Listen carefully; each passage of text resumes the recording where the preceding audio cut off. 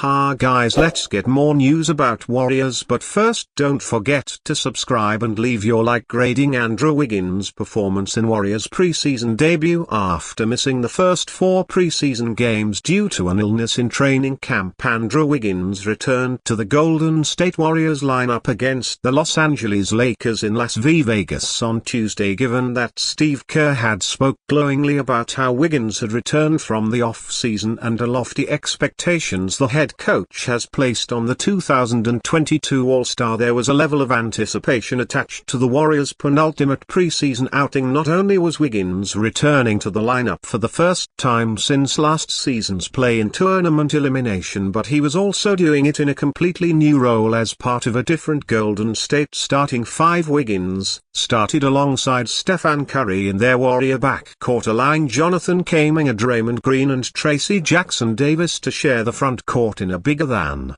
usual opening lineup per Monte Pool of NBC Sports Bay Area. It was the first time Wiggins had started at the 2 guard for Golden State since he was traded to the franchise in February 2020. The Canadian played just over 5 minutes during his first stint in the opening period, going 2 of 2 from the free throw line but otherwise failing to record a rebound or an assist while missing his only field goal attempt. Wiggins played another 6 minutes in the second quarter, missing a three-pointer while adding an assist and a steal as the Warriors took a 58-51 lead. The 29-year-old finally got his first field goal with an easy dunk from a Jonathan Kuminga pass and transition, yet finished the third with just 2 points on 1 of 4 shooting just over 4 fourth quarter minutes were undoubtedly Wiggins' best. He scored 7 points on 2 of 3 shooting while also going 3 of 3 from the free throw line after being fouled by Bronny James on a 3-point attempt. Wiggins finished the game with 11 points, an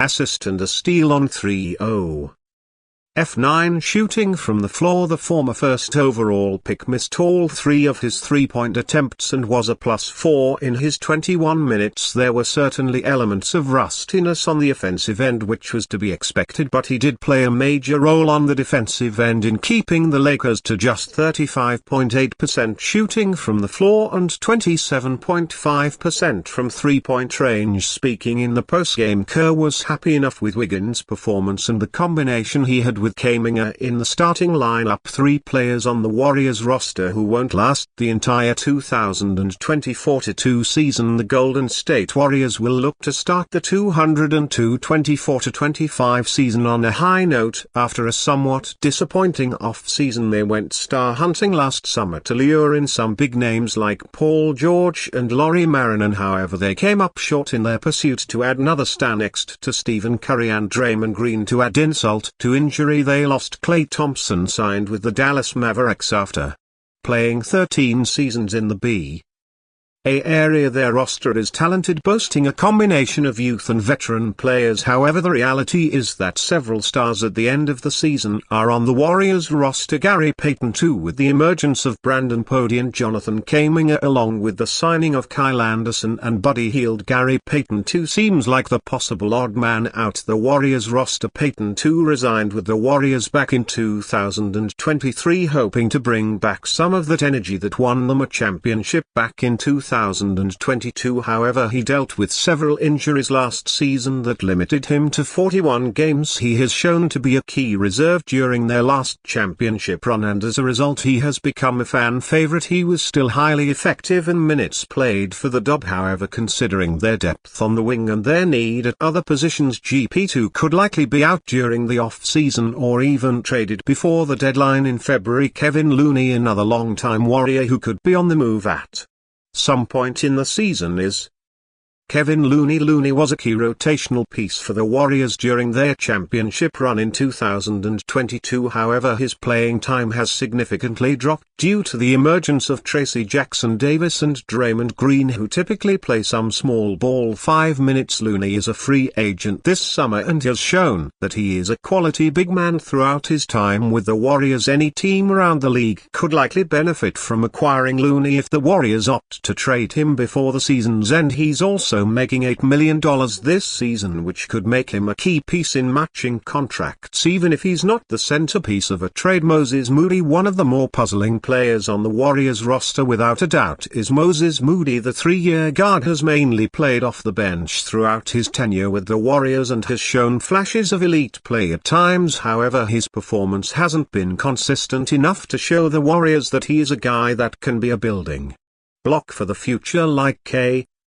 Aminga and Ski have. Steve Kerr recently said he's going to play an important role this season, but at least some of that could be driving up his trade value. Considering that he is a free agent, it's best if the Warriors let him walk or trade him before the season ends to clear up space for a potential Q extension. Golden State Warriors told to make Jimmy Butler decision amid Miami Heat trade rumors, with the Miami Heat not handing Jimmy Butler a contract extension over the off-season. Expect there to be speculation about his future moving forward if he declines his player option. The 35-year-old will be a free agent next summer. Naturally, trading Butler is a very real possibility, especially if the Heat do not start the season well. Could that open a window of opportunity for teams like the Golden State Warriors? The Warriors need to make something happen to give Steph Curry a chance to compete for his 5th ring in the twilight years of his career, and there have been rumors that Butler is a player they have an eye on. Of course, the Warriors might need to give up quite a bit to make a move for Butler happen. How much would they be willing to part ways with? Though it is believed that they were not ready to include Jonathan Kuminga in a trade package for Paul George in the summer. In the Bleacher Report article, one ambitious trade target for every NBA team this season, Andy Bailey suggested Butler for the Warriors. Bailey wrote, if the Heat stumble out of the 2024-25 gates and start shopping Butler, who again didn't get an extension this past summer and can enter free agency next summer, Golden State should explore the possibility the Warriors might have to part with 3 or 4 players on top of Wiggins, including some intriguing young talents like Jonathan Kuminga or Brandon Podziemski. Golden State and Miami might have to rope in a third team to help facilitate the deal, but if the Warriors wound up with Curry, Butler and Green, they might have one last legitimate shot to get Curry his 5th title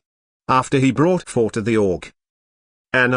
It owes him that. Adding Butler alongside Curry and Green would put the Warriors back into contention depending upon the roster they surround their star trio with. Of course, it would be a very different dynamic to the one Curry and Green had with Klay Thompson, but Butler has already proven his ability to deliver in the postseason. As for the Heat fans, seeing Butler leave South Beach without winning a championship would be a blow, but at the same time it is very possible that the franchise are working with the Bama to be timeline in mind, a theory backed up by their lack of activity or over the summer. And you fan, what do you think of the situation of Jimmy Butler? Leave your opinion in the comments. And you fan, what do you think of the situation of Jimmy Butler? Leave your opinion in the comments.